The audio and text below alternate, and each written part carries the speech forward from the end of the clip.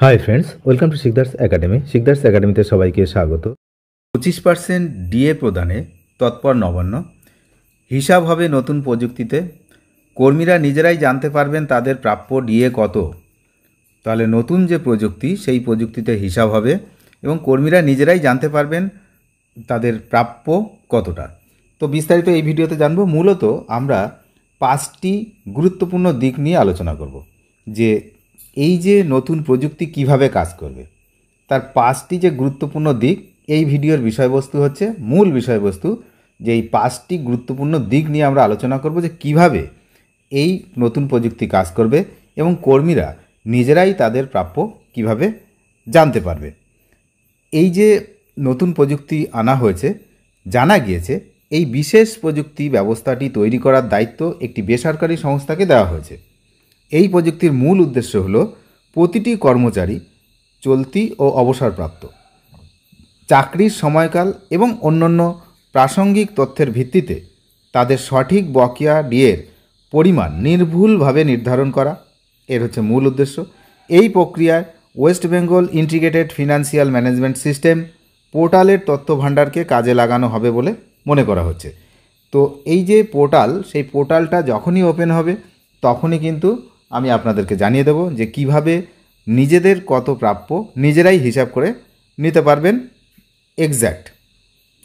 সবচেয়ে গুরুত্বপূর্ণ বিষয় হলো, এই নতুন প্রযুক্তি ব্যবস্থার মাধ্যমে কর্মচারীরা নিজেরাই তাদের বকেয়া ডিএ কবে থেকে এবং কী পরিমাণে পেতে চলেছেন সেই সম্পর্কিত তথ্য সরাসরি জানতে পারবেন। এটি নিঃসন্দেহে একটি যুগান্তকারী পদক্ষেপ, যা পুরো প্রক্রিয়ার স্বচ্ছতা আনবে এবং কর্মীদের দুশ্চিন্তা কমাবে। এবার আমরা যে গুরুত্বপূর্ণ বিষয়, যেটা মূল বিষয় এই ভিডিও, সেটা আলোচনা করব। গুরুত্বপূর্ণ দিক ও ব্যবহারিক প্রভাব। প্রথমেই আছে 25% ডিএ প্রদানে বিশেষ নজর। রাজ্য সরকার প্রথম ধাপে মোট বকেয়ার 1/4 প্রদানে সর্বাধিক গুরুত্ব দিচ্ছে। নির্ভুল হিসাব। নতুন প্রযুক্তি ব্যবহারের ফলে হিসাব সংক্রান্ত ভুল ভ্রান্তির আশঙ্কা কমবে এবং প্রতিটি কর্মচারী তার সঠিক প্রাপ্য বুঝে পাবেন। 3 নম্বর পয়েন্ট, স্বচ্ছতা ও স্বনির্ভরতা। প্রস্তাবিত প্রযুক্তি কর্মচারীদের সরাসরি তাদের প্রাপ্য ও প্রদানের সময়কাল জানার সুযোগ করে দেবে, যা আগে সম্ভব ছিল না। তার পরের পয়েন্ট, বেসরকারি সংস্থার অংশগ্রহণ। অত্যাধুনিক প্রযুক্তি নির্মাণে বেসরকারি সংস্থার অন্তর্ভুক্তি বিশেষ দক্ষতার প্রয়োগ নিশ্চিত করবে বলে আশা করা হচ্ছে। আর লাস্ট হচ্ছে দ্রুত নিষ্পত্তির প্রয়াস। প্রযুক্তি ব্যবহারের মাধ্যমে সমগ্র ডিএ প্রদান প্রক্রিয়াটি দ্রুত সম্পন্ন হবে বলেই মনে করা হচ্ছে।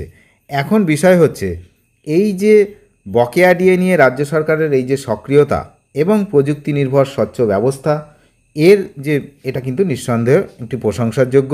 তার কারণ নতুন প্রযুক্তির সময় এসছে এখন, আর নতুন প্রযুক্তি ব্যবহার করলে খুব তাড়াতাড়ি নির্ভুলভাবে এই সমস্যাটির সমাধান করা সম্ভব এবং পুরো তথ্য নির্ভুলভাবে কর্মচারীরা, যারা চলতি এবং যারা হচ্ছে অবসরপ্রাপ্ত, সমস্ত কর্মচারীদের তাদের কাছে স্বচ্ছতা থাকবে, বজায় থাকবে, যে তারা স্বচ্ছভাবে জানতে পারবে যে তাদের ডিএ প্রাপ্য কত এবং তারা ঠিকঠাক পাচ্ছে কিনা।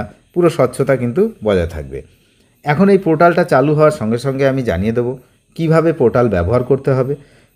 আশা করি সবাই ব্যাপারটা বুঝতে পেরেছেন। ভালো লাগলে ভিডিওতে অবশ্যই একটি লাইক করবেন এবং যারা চ্যানেলে নতুন তারা কিন্তু চ্যানেলটি সাবস্ক্রাইব করে পরবর্তী আপডেটের জন্য অপেক্ষা করবেন। ধন্যবাদ।